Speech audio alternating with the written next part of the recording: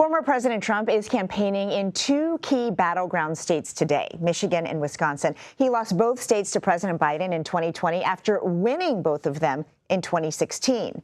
Taurean Small joins us now from Green Bay, Wisconsin. Taurean, it is great to see you there at a rally that I know well. I've covered many of those. Tell me, what is Trump's strategy for winning back these Midwestern states this time around? Because really, you know, he didn't lose by all that much. Yeah, and these Midwest states have become critical to folks' race to the White House. And what we're seeing, what's interesting about states like Michigan and Wisconsin, we're seeing Trump shift his strategy to making the case that these states, despite being far away from the southern border, have essentially become border states. Trump has been doing the rounds of local radio ahead of his dueling rallies today. And he told the radio host in Michigan that he was hoping to speak with and meet with the family of Ruby Garcia. According to police, Ruby Garcia was a 25-year-old woman from Michigan who was allegedly murdered by her significant partner, who happened to be a migrant. Trump is making the case that this is the consequence of Trump's of current President Joe Biden's open borders, in his words, and that's a message that's starting to resonate with voters here in states like Wisconsin.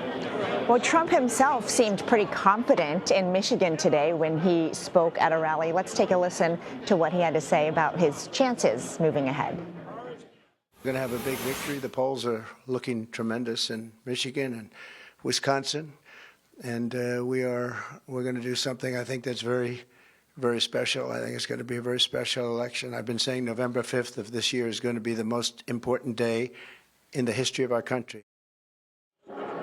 Of course, it all depends on what voters have to say about that. So tell us what the people you're talking to on the ground, you know, where they're leaning right now, whether it's Biden or Trump.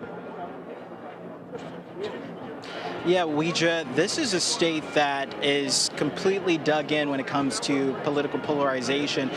Republican voters I talked to have no wiggle room in decidedly who they're going to vote for in November. They are firmly behind Donald Trump and often parrot some of the same rhetoric that we've heard him say on the campaign trail. As it relates to Democrats, we've seen something a bit more nuanced. There's a building movement, an uncommitted vote movement that really started in Michigan.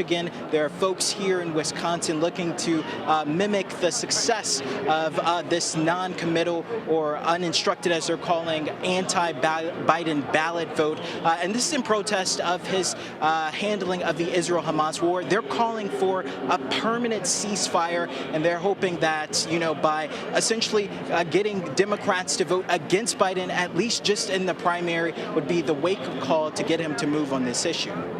Yeah, policy is certainly one thing, but the operation is also quite important. So tell us about the difference you're seeing between the Biden team and the Trump team when it comes to logistics, staffing, the ground game there.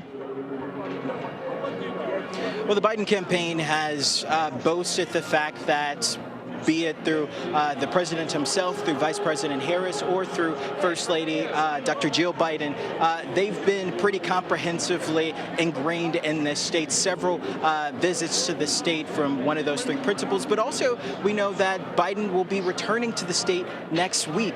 The Biden campaign took a shot at Donald Trump for making this visit to the state, saying that this is his first time since 2022. He's been here, and he's been more involved in court cases, those legal entanglements, than focusing on crucial battleground states like Michigan, like Wisconsin.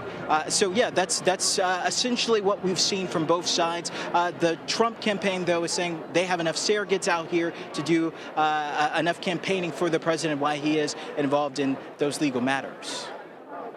Yes, I think we'll be seeing both candidates there a lot in the next few months, and we're so happy that you are there covering it all. Thanks, Taurean.